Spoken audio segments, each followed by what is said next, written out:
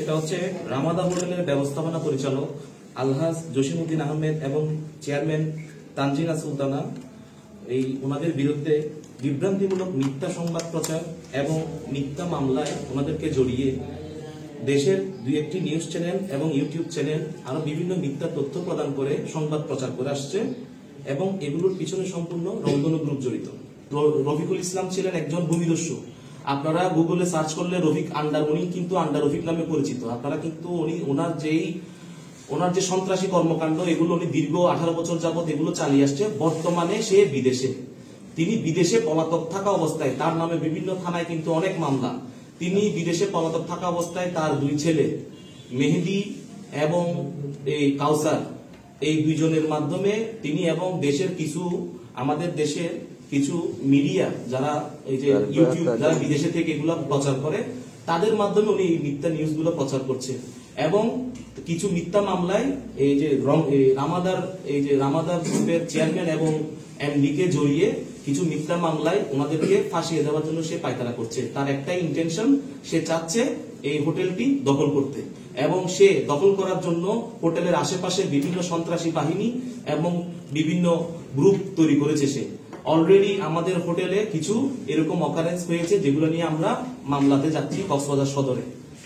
আমরা যারা পরিবারের সদস্য আছি আমাদেরকে বিভিন্ন ধরনের মিথ্যা মামলায় জড়িয়ে আমাদেরকে জেল খাটানোর হুমকি দেওয়া হচ্ছে, যেগুলো আমি আপনাদেরকে ভয়েস দিব। উনি এগুলো বলেছেন এবং এর বাইরে এই লোক কিভাবে বিদেশে থেকে এইসব প্রপাগান্ডা চালায়। আপনাদের কাছে এটা আমার একটা প্রশ্ন রইল এবং প্রশাসনের কাছে দৃষ্টি আকর্ষণ করছি, উনি কিভাবে বিদেশে থেকে তার সে এগুলা এখানে এই অপকর্ম চালায়, এগুলো একটু আপনারা প্লিজ খতিয়ে দেখবেন। সে বিভিন্ন সময় ভূমিদস্যুতা, টাকা আত্মসাৎ, বিদেশে টাকা পাচার করার মতো গুরুতর সব অভিযোগে লিপ্ত।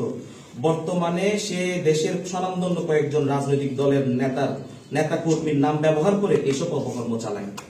সে এও বলে যে তার সাথে বাংলাদেশের বিভিন্ন স্তরের লোকের, প্রশাসনের লোকের তার সাথে কি রয়েছে, এই সম্পর্ক রয়েছে এবং সে এগুলোর নাম ভাঙিয়ে এবং বিভিন্ন ধরনের সে এগুলো কি করে কুকর্মগুলো সে চালিয়ে যাচ্ছে এখনো। আমরা এই সরকারের এই যে যারা আছেন দায়িত্বে এবং মাননীয় প্রধান উপদেষ্টা এবং সেনা প্রধান এবং আইজিপি মহোদয়কে এই সংবাদ সম্মেলনের মাধ্যমে আমরা সহযোগিতা কামনা করছি। কিন্তু আমার এই ভাইয়ের হোটেলটি সে কিন্তু এই মালিকানা দাবি করছেন, মিথ্যা মালিকানা।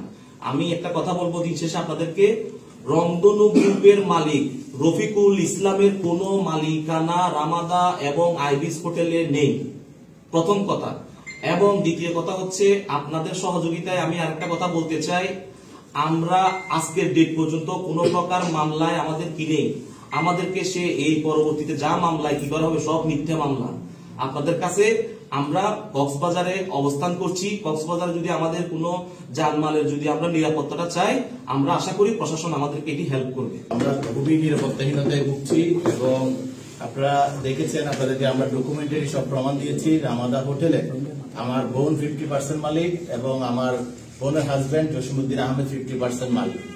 ওখানে কোন একটি গ্রুপ অন্য ব্যবসায়িক লেনদেনের জন্য সে যদি আমাদের হোটেল দখলের পায়তারা করে, সে আমলের আওয়ামী লীগ দোসরদের যাদেরকে বিদায় করতে আমরা ছাত্র জনতা ঐক্যবদ্ধ হয়ে আন্দোলন নেমেছিলাম, আজকে ওই দোসরাই আবার এই সরকারের আমলে কি বিদেশ থেকে হুমকি চালিয়ে আবারও সে ভূমিদস্যুতার প্রমাণ দিচ্ছে। সে আপনাদের মাধ্যমে আমরা প্রশাসনের কাছে আকুল আবেদন জানাচ্ছি, মাননীয় প্রধান উপদেষ্টা ডক্টর ইউনূস সাহেব এবং সেনাপ্রধান জনাব ওয়াকারুজ্জামান স্যারের কাছে এবং প্রশাসনের আইজিপি মহোদয়ের কাছে আমাদের নিরাপত্তার জন্য আমরা আকুল আবেদন জানাচ্ছি।